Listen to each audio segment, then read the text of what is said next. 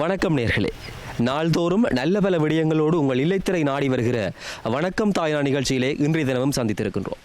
தாழை மரங்கள் நிறைந்த ஒரு பகுதியில் நாங்கள் இருக்கிற போது நீங்கள் சிந்தித்திருப்பீர்கள், நாங்கள் எங்கே இருக்கிறோம், என்ன விடயங்கள் சம்பந்தமாக இன்றைக்கு பார்க்க போகிறோம் என்று சொல்லி. அது சம்பந்தமாக பல விடயங்கள் இருக்கிறது. சுன்னாகம் பகுதியில் கூடிய ஐயனார் ஆலயத்தினுடைய பகுதியில் இருக்கக்கூடிய விடயங்கள் சம்பந்தமாகத்தான் இன்றைய நிகழ்ச்சி ஆராயப் போகிறது. ஐயனார் ஆலயத்திற்கு அருகில் இருக்கக்கூடிய விடயங்கள் அல்லது இந்த குறிச்சியிலே இருக்கக்கூடிய முக்கியமான விடயங்கள் சம்பந்தமாக நீங்களும் நாங்களும் இந்த நிகழ்ச்சியில் இணைந்து பார்த்துக் கொள்ளலாம்.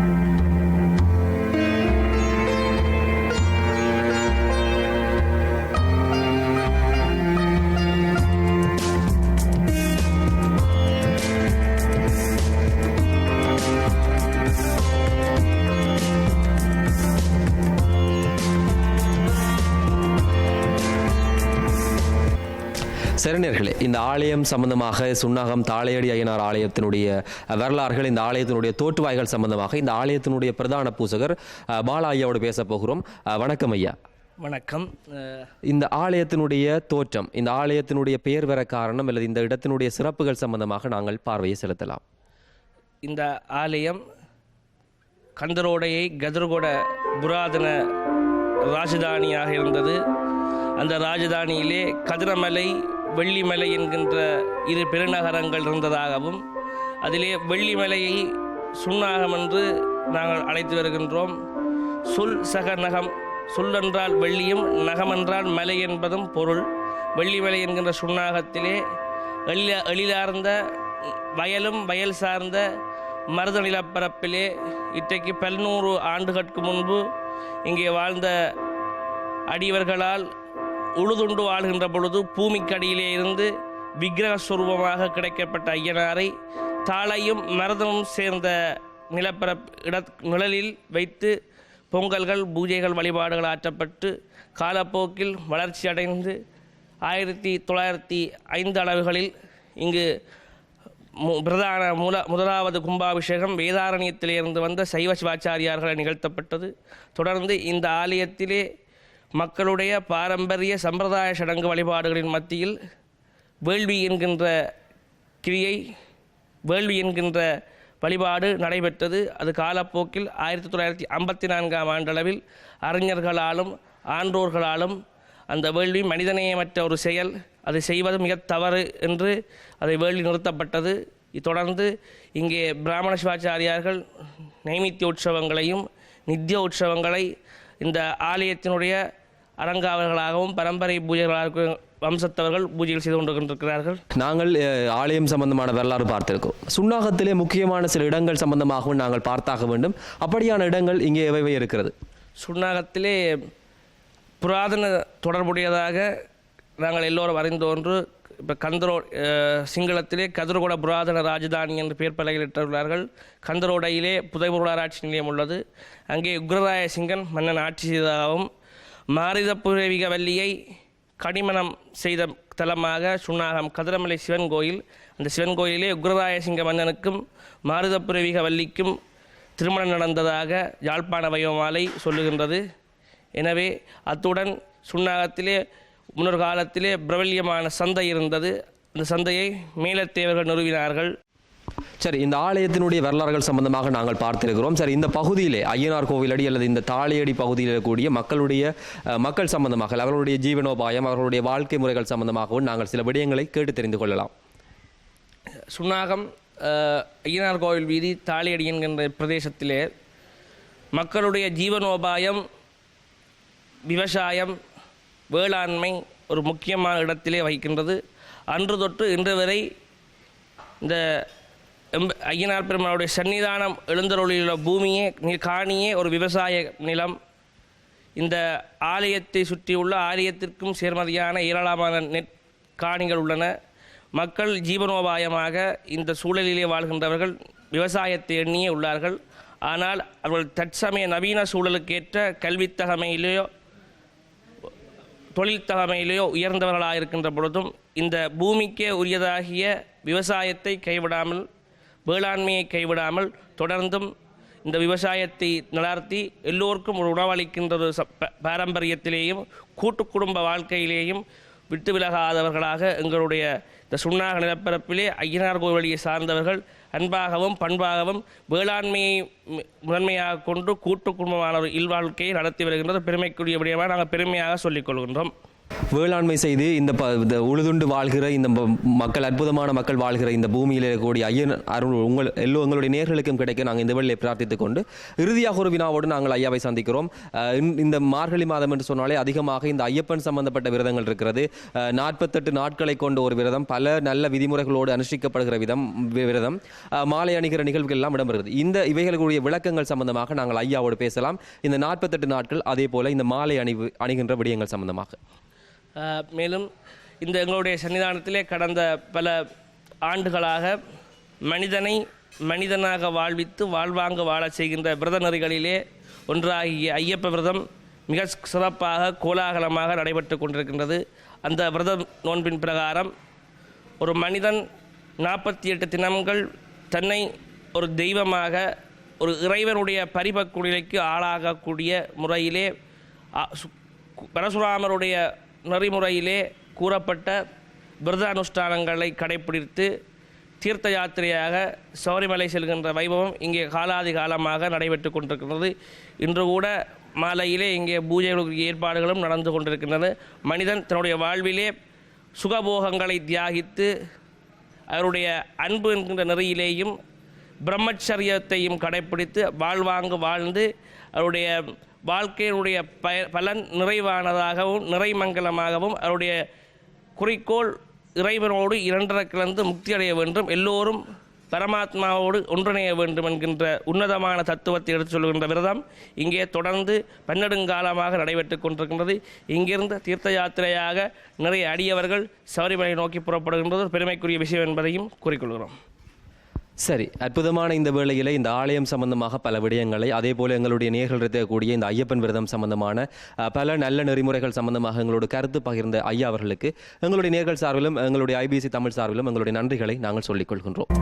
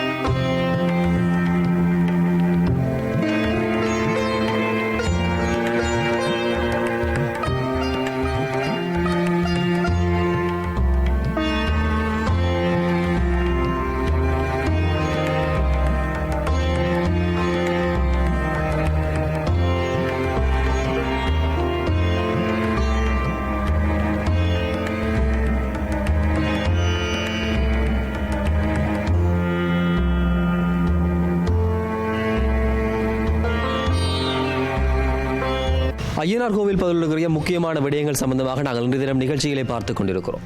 ஐயனார் ஆலயத்துக்கு அருகிலே அமர்ந்திருக்கிற ஒரு விநாயகர் ஆலயத்திலே தான் நாங்கள் எப்பொழுது பேசிக் கொண்டிருக்கிறோம். சந்திரசேகர பிள்ளையார் ஆலயத்திலே தான் நாங்கள் நின்று கொண்டிருக்கிறோம். மிக அற்புதமாக உயர்ந்த அழகிய ராஜகோபுரத்தோடு அழகிய வர்ணமான நல்ல வில்லு மண்டபத்தோடு அமர்ந்திருந்து அருள் பாலிக்கிற இந்த விநாயகர் ஆலயம் இந்த பகுதியிலே மிக முக்கியமானதாக இருக்கிறது.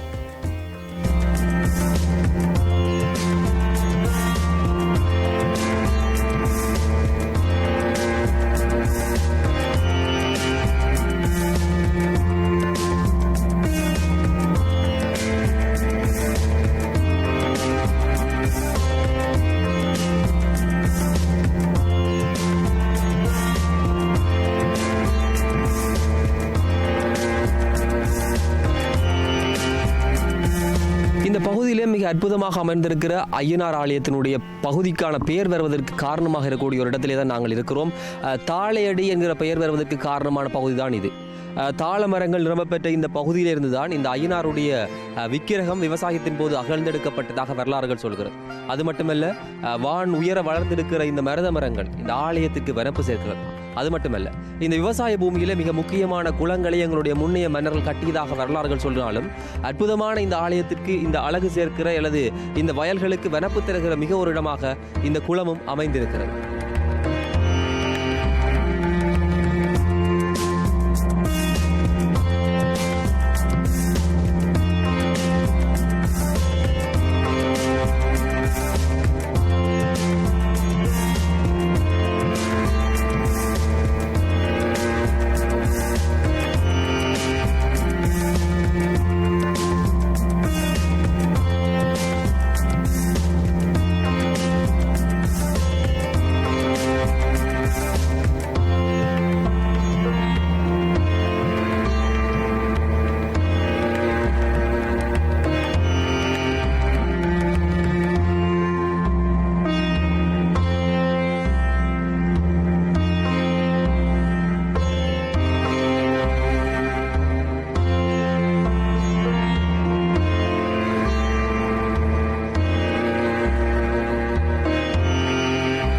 ஐயனார் ஆலய பகுதியில் இருக்கிற முக்கியமான விடயங்களோடு தான் நாங்கள் இணைந்திருக்கிறோம். இப்படி இந்த பகுதியால் வருகிற போது ஒரு அழகான ரம்மியமான மனதை கவர்கிற ஒரு கடையிலே தான் நாங்கள் இன்று பேசிக் கொண்டிருக்கிறோம். இங்கே காட்சிப்படுத்தப்பட்டிருக்கிற பொருட்கள் எங்களுடைய பாரம்பரியம் அல்லது எங்களுடைய பணம் பொருட்களால் உற்பத்தி செய்யப்பட்ட நீத்துப்பட்டி இருக்கிறது, திருகணி இருக்கிறது, அதே போல் நன்றாக பழுத்திருக்கக்கூடிய வாழைப்பழங்கள் கூட எங்களுடைய மனதை கவர்கிற விதமாக அழகாக இருக்கிறது. என்னதான் நாங்கள் நகரங்களிலோ அல்லது எவ்வளவு வசதிகளோடு வாழ்ந்தாலும் எங்களுடைய கிராமப்புற வாழ்க்கை என்பது மிக ரம்மியமானதும் ரசிக்கத்தக்கதுமாகத்தான் இருக்கிறது. சரி, இந்த இடத்திலிருந்து நாங்கள் இப்போ இன்னொரு இடத்துக்கு போக போகிறோம். இந்த கிராமத்தினுடைய மிக முக்கியமான மக்கள் கட்டமைப்பு ஒன்றுக்கு தான் உங்களை நாங்கள் அழைத்து செல்ல போகின்றோம்.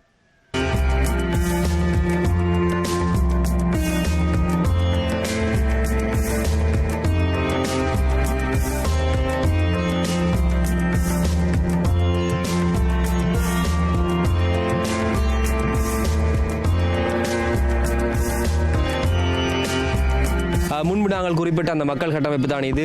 ஐயனார் சனசமூலியத்திலே தான் நாங்கள் இருக்கிறோம். 1986ஆம் ஆண்டிலே உருவாக்கப்பட்ட ஒரு சமூகமயப்படுத்தப்பட்ட இந்த மக்களை கொண்ட ஒரு கட்டமைப்பாகத்தான் இது இருக்கிறது. இங்கு தனிய சனசமூலியம் மட்டுமல்ல, இங்கே இருக்க இளைஞர் கழகம் இருக்கிறது, விளையாட்டுக் கழகம் இருக்கிறது, அதனோடு இணைந்த ஐயனார் முன்பலி கூட இங்கே மிகச்சிறப்பாக இயங்கிக் கொண்டிருக்கிறது என்பதுதான் இந்த ஊரினுடைய சிறப்பாக இருக்கிறது.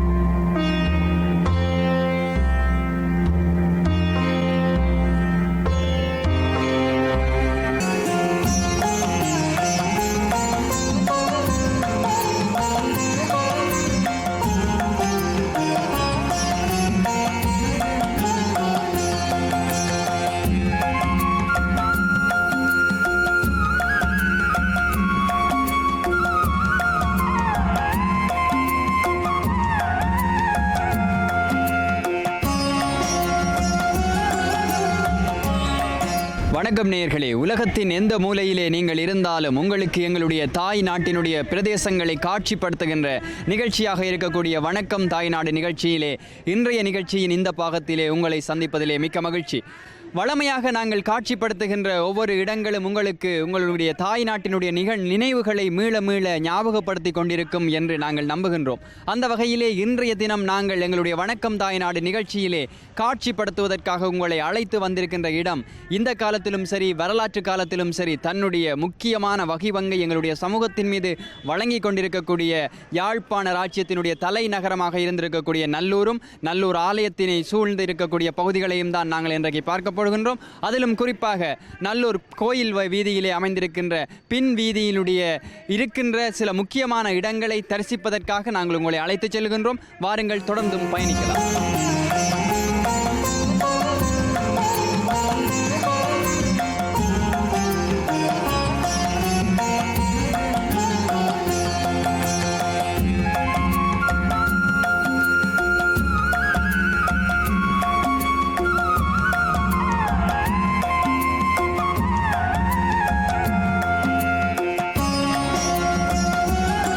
நல்லூர் ஆலயத்தினுடைய பின் வீதியிலே நேர் எதிராக அமைந்திருக்கிறது முத்து விநாயகர் ஆலயம். அந்த ஆலயத்தினுடைய முன்றலிலே தான் நாங்கள் இப்பொழுது நின்று கொண்டிருக்கின்றோம். மிகச் சிறப்பு வாய்ந்த அல்லது அற்புதங்களுடன் கூடிய விநாயகர் ஆலயம் என்று கூட இதனுடைய சூழலிலே இருக்கக்கூடிய மக்கள் இந்த ஆலயத்தை பற்றி எங்களுக்கு அறிய தருகின்றார்கள். இந்த ஆலயத்தினுடைய இடது பக்கத்திலே யாழ்ப்பாணத்தினுடைய பல புத்திஜீவிகளை அறிவாளிகளை உருவாக்கி இருக்கக்கூடிய அதிக காலமாக இந்த மண்ணிலே நிலை கொண்டிருக்கக்கூடிய மங்கையர்க்கரசி வித்தியாலயம் கூட அமைந்திருக்கின்றது.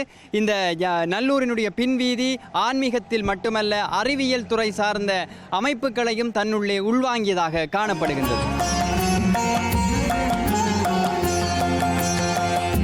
நல்லூர் என்று சொல்லுகின்ற பொழுது அது பல விடயங்களுக்கு எங்களுடைய ஆன்மீகம் சம்பந்தமாக முக்கியத்துவம் பெற்றிருந்தாலும் கூட சித்தர்கள் பரம்பரை செறிந்து வாழ்ந்திருக்கக்கூடிய ஒரு இடமாக அது மேலும் தன்னுடைய முக்கியத்துவத்தை பெருக்கிக் கொள்கின்றது. கடை சுவாமிகள், செல்லப்பா சுவாமிகள், ஜோகர் சுவாமிகள் போன்ற பல சித்தர்கள் இந்த ஆலயத்தினுடைய சுற்றுச்சூழலிலே தங்களுடைய சித்து விளையாட்டுகளை காட்டி இந்த மக்களுக்கு அருள் கொடுத்திருக்கின்றார்கள். அந்த வகையிலே இறுதியாக வந்திருக்கக்கூடிய அல்லது சித்தர் பரம்பரையிலே மிக முக்கியமானவராக கருதக்கூடிய ஜோகர் சுவாமிகளை கௌரவிக்கின்ற நோக்கத்தோடு இந்த ஆலயத்தினுடைய பின் வீதியிலே இருந்து பிரிந்து செல்லுகின்ற ஒரு கிளை வீதிக்கு ஜோகர் சுவாமிகள் வீதி என்று கூட பெயர் வைத்திருக்கின்றார்கள். அந்த வீதியைத்தான் நாங்கள் இப்பொழுது பார்த்து கொண்டிருக்கின்றோம்.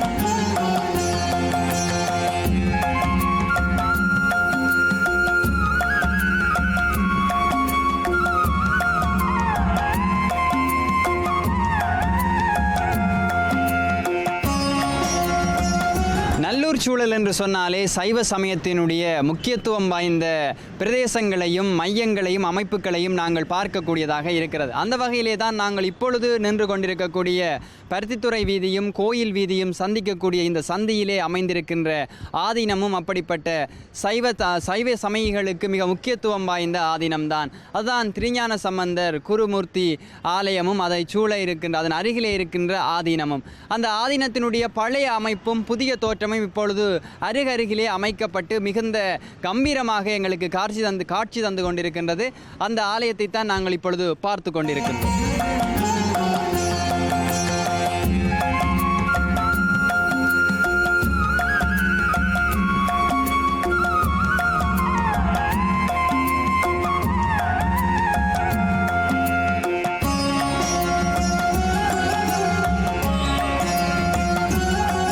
பொதுவாகவே நல்லூர் கந்தனை நாங்கள் எல்லோரும் அலங்கார கந்தன் என்று அழைத்தால் கூட இந்த நல்லூர் ஆலயத்தினுடைய சுற்றாடலிலே பல அன்னதான மடங்களையும் யாத்திரிகர்கள் தங்கி செல்லக்கூடிய மடங்களையும் காணக்கூடியதாக இருக்கிறது.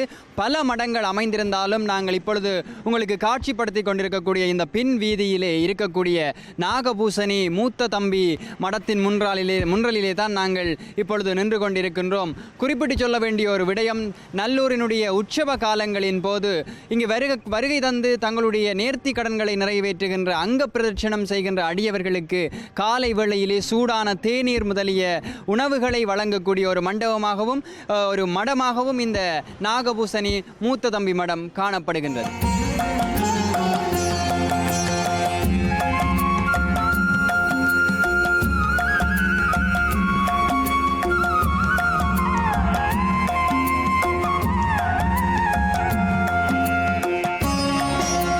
நல்லூர் ஆலயத்தினுடைய பின் வீதியை நாங்கள் தரிசித்துக் கொண்டு வருகின்ற பொழுது எங்களுடைய கவனத்தை ஈர்க்கக்கூடிய ஒரு இடமாக ஸ்ரீ ராகவேந்திரா சுவாமிகளுடைய சமாதி ஆலயம் காணப்படுகிறது.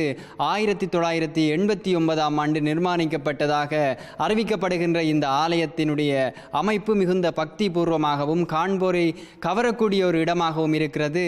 எங்களோடு அந்த ஆலயத்தினுடைய ஸ்தாபகர் திருமதி சசிதேவி அவர்கள் எங்களோடு இருக்கின்றார். நாங்கள் எங்களுடைய இந்த பயணத்தின் பொழுது எங்களுடைய கவனத்தை மிக கவர்ந்த இடமாக நாங்கள் இந்த இடத்தை பார்க்கின்றோம்.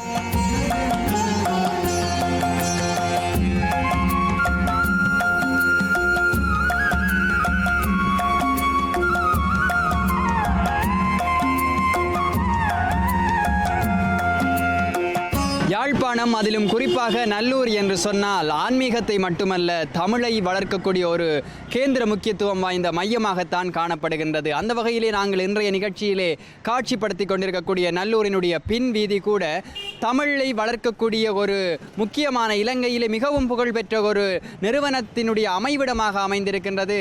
அந்த நிறுவனம் வேற எந்த நிறுவனமும் கிடையாது, எங்களுடைய தமிழை வளர்க்கக்கூடிய, குறிப்பாக அவர்களுடைய அந்த மௌட வாசகம் இதுதான். கம்பன் புகழ்பாடி கன்னி தமிழ் வளர்க்கின்ற ஒரு நிறுவனமாக இருக்கக்கூடிய கம்பன் கோட்டத்தின் முன்னாகத்தான் நாங்கள் இப்பொழுது நின்று கொண்டிருக்கின்றோம்.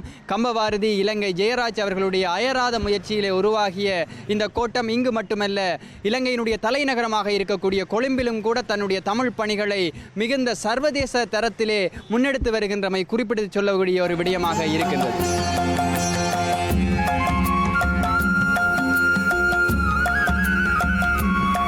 இன்றைய நாளிலே எங்களுடைய வணக்கம் தாய்நாடு நிகழ்ச்சிக்காக நல்லூர் ஆலயத்தினுடைய பின் வீதியை நாங்கள் காட்சிப்படுத்தி கொண்டு வருகின்ற பொழுது துர்காதேவி மணிமண்டபத்திலே எங்களுடைய சைவத்தினுடையதும் தமிழினுடையதும் காவலனாக இருந்திருக்கக்கூடிய ஆறுமுக நாவலருக்கு விழா எடுத்து கொண்டிருந்திருக்கக்கூடிய நிகழ்வு இடம்பெற்றது. கரிகணன் பதிப்பகத்தாரும் யாழ்ப்பாண தமிழ்ச்சங்கத்தினரும் இணைந்து நடத்தி இருக்கக்கூடிய அந்த விழாவினுடைய இன்றைய நாளினுடைய தலைவர் திருவாளர் செந்தமிழ் சொல்லருவி ரலீசன் அவர்கள் எங்களோடு இணைந்திருக்கின்றார். இன்றைய நாளிலே யாழ்ப்பாணத்திலே தமிழை வளர்க்கக்கூடிய பணிகளில் இருக்கக்கூடிய சிக்கல் தன்மை பற்றியும் நாவலருடைய இந்த விழா தொடர்பான விடயங்கள் குறித்தும் அவருடன் நாங்கள் இப்பொழுது கேட்டு தெரிந்து கொள்ளலாம். வணக்கம் ஐயா. வணக்கம். ஐபிசி தமிழ் நேர்கள் அனைவருக்கும் என்னுடைய பணிவான வணக்கத்தை தெரிவித்துக் கொள்கிறேன். நாவலரை போற்றும் நிகழ்வுகள் இப்பொழுதெல்லாம் யாழ்ப்பாணத்திலே என்ன, கொழும்பிலே என்ன, உலக நாடுகளிலே கூட முன்னிலைப்படுத்தப்பட்டு முன்னெடுக்கப்பட்டு வருவது மிகவும் மகிழ்ச்சிக்குரியது. அந்த வகையில் இன்றைக்கு 24ஆம் திகதி நல்லூர் வடக்கு வீதியிலே அமைந்திருக்கின்ற ஸ்ரீ துர்காதேவி மணிமண்டபத்திலே நாவலர் விழாவை முன்னெடுத்திருக்கிறோம்.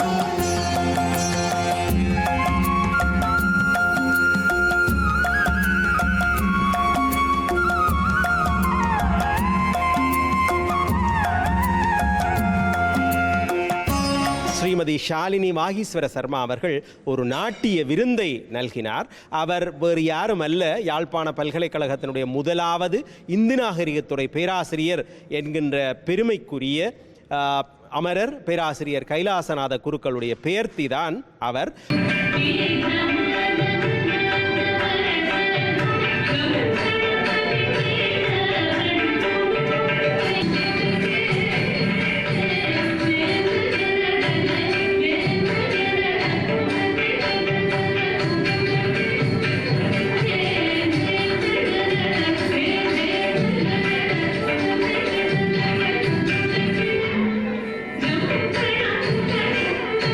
ஒரு பெருமைக்குரிய நாவலர் விழாவாக, மண்டபம் நிறைந்த நாவலர் விழாவாக அமைந்திருந்தது.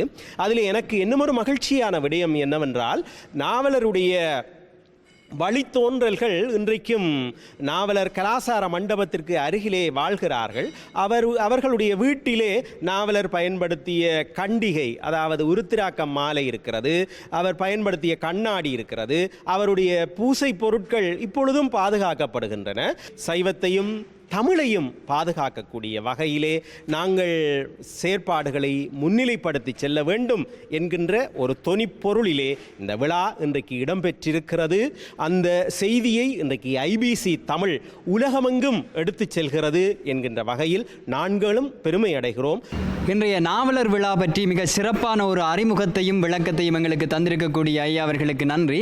இன்றைய காலத்திலே அன்றைய வாழ்ந்திருக்கக்கூடிய நாவலருடைய கொள்கைகள், பரப்புரைகள், அவருடைய நூல்கள் எப்படி பயன்மிக்கதாக இருக்கும் என்று நீங்கள் நினைக்கின்றீர்கள்? நாவலருடைய பணியை பொறுத்தவரையில் அது ஒரு பன்முகப்பட்ட பணி. இங்கே பேசும் பொழுது பேராசிரியர் சிற்றம்பலம் ஐயா அவர்கள் குறிப்பிட்டார், நாவலர் தான் தமிழ் தேசியத்தினுடைய பிதா என்று சொல்லி அடையாளப்படுத்தினார். அப்படி ஒரு தமிழ் தேசிய பற்றாளன் அடையாளப்படுத்தியதை பார்த்த பொழுது எனக்கே மெய்சிலிர்த்தது. அந்த வகையில் ஒரு தூர நோக்கோடு தமிழ் வாழ வேண்டும், எங்கள் சமயம் வாழ வேண்டும், தமிழ் வாழ வேண்டும் என்பதற்காக உரைநடையின் தந்தையாக அவர் திகழ்ந்தார். அதைவிட தமிழிலே புதிய மாற்றங்களை ஏற்படுத்தினார். உதாரணமாக அவர் குறியீடுகளை தமிழுக்கு அறிமுகப்படுத்தியவர் நாவலர் தான். முதலாக தமிழிலே பாட நூலை அறிமுகம் செய்தவரும் அவர்தான். சுதேசிகளுடைய கையிலே அச்சியந்திரம் கிடைத்த பொழுது அச்சியந்திரத்தை எங்கள் தமிழ் மக்களுக்கு அறிமுகம் செய்து வைத்தவரும் நாவலர் தான். அப்படி நாவலருடைய பணி பன்முகப்பட்டது. இங்கு மாத்திரமல்ல, தமிழகத்திற்கு சென்று சிதம்பரத்திலே கூட அவர் பாடசாலையை நிறுவினார். இங்கே நாவலர் நிறுவிய பாடசாலை இப்பொழுதும் இருக்கிறது. வண்ணையிலே இருக்கின்ற நாவலர் தமிழ் வித்தியாலயம், கோப்பாயிலே இருக்கிற நாவலர் தமிழ் வித்தியாலயம், புலோலியிலே இருக்கின்ற மேலை புலோலி சைவ பிரகாச வித்தியாலயம், நாவலர் நிறுவிய பாடசாலைகள் இன்றைக்கும் இருக்கின்றன.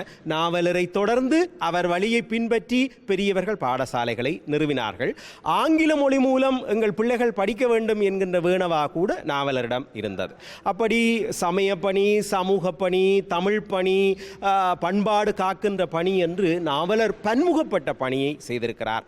எனவே நாவலர் சொல்லிய செய்த அந்த பணிகளை உள்வாங்கி நாங்கள் இன்றைய காலத்திற்கு பொருத்தமாக முன்னெடுத்து செல்வதுதான். ஒரு சமய வேட்கையோடு நாங்கள் செயற்பட வேண்டும் என்றுதான் நான் வலியுறுத்துகிறேன். ஏனென்றால் பல்லவர்களுடைய காலத்திலே சமய அச்சுறுத்தல் இருந்த பொழுது நாயன்மார்கள் எப்படி பணி செய்தார்களோ அப்படி ஆங்கிலேயர்களுடைய காலத்திலே ஒரு சமய அச்சுறுத்தல் இருந்த அந்த சூழலில் நாவலர் பணியாற்றியிருக்கிறார். இன்றைக்கு அந்த சமய அச்சுறுத்தல் இல்லை என்று நான் சொல்ல மாட்டேன், இன்றைக்கும் இருக்கிறது. ஆகவே நாவலருடைய வழியிலே ஒரு பணியை முன்னெடுக்க வேண்டியவர்களாக நாங்கள் இருக்கிறோம். அதே நேரத்திலே அவருடைய பணி 2 தளங்களிலே இருந்தன. ஒன்று நேர்முகமாக, மற்றது மறைமுகமாக. நேர்முகமாக தொண்டு செய்தார்.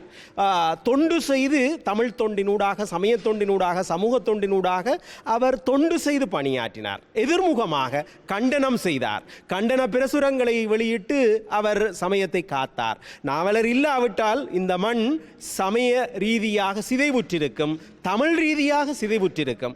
ஆகவே அதை உள்வாங்கி தமிழுக்கு தொண்டு செய்வோர் சாவதில்லை என்கின்ற பாரதிதாசனுடைய அந்த வாக்கை நாங்கள் மனதிலே உன்னி அந்த வழியிலே நாங்களும் சமூகத்திற்கு தொண்டு செய்ய வேண்டும். இன்றைக்கு தொண்டு இல்லாத காரணத்தினால்தான் சமயத்திலே அல்லது சமூகத்திலே சிறிது புரள்வுகள் அல்லது தொய்வு நிலைகள் ஏற்படுகின்றனவோ என்று பலரும் எண்ணுகிறார்கள். எனவே புலம்பெயர் தேசங்களிலே வாழ்கின்ற எங்கள் உறவுகளிடம் நான் வேண்டிக் கொள்ளக்கூடிய ஒரு அன்பான வேண்டுகோள், வீணே இந்த ஆலயங்களை பெருக்குகின்ற நிலையில், கட்டடங்களை பெருக்குகின்ற நிலையில் நாங்கள் பொருள் செல்வத்தை வீணடிக்காது சமூகத்திற்கு தொண்டு செய்கின்ற வகையில், ஆலயத்தை மையப்படுத்திய வகையில் நாங்கள் தொண்டுகளை முன்னெடுக்க வேண்டும்.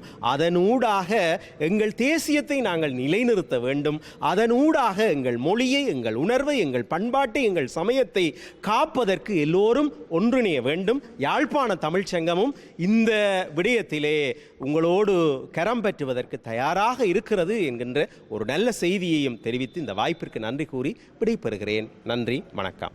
இன்றைய நிகழ்வு பற்றியும் நாவலர் பெருமானுடைய சிறப்பு பற்றியும் மிக காத்திரமான வகையிலும் மிக சுருக்கமான வகையிலும் எங்களுக்கு தந்திருக்கக்கூடிய செந்தமிழ் சொல்லருவி லலிசன் ஐயா அவர்களுக்கு எங்களுடைய மனமார்ந்த நன்றிகளை தெரிவித்துக் கொள்கின்றோம். நேயர்களே, இன்றைய வணக்கம் தாய்நாடு நிகழ்ச்சியினுடைய இந்த பகுதி செந்தமிழினுடைய சங்கநாதம் சுந்தரமாய் விஞ்சி நிற்க நிறைவுக்கு வருகிறது. எனவே மற்றொரு நிகழ்ச்சியிலே உங்களை சந்திக்கும் வரை நன்றி சொல்லி விடைபெறுகின்ற நாங்கள் ஒளிப்பதிவாளர் தினேஷ் ஏகாம்பரத்துடன் உங்கள் அன்பின் நண்பன் ஜீவா சஜீவன். வணக்கம் நேயர்களே.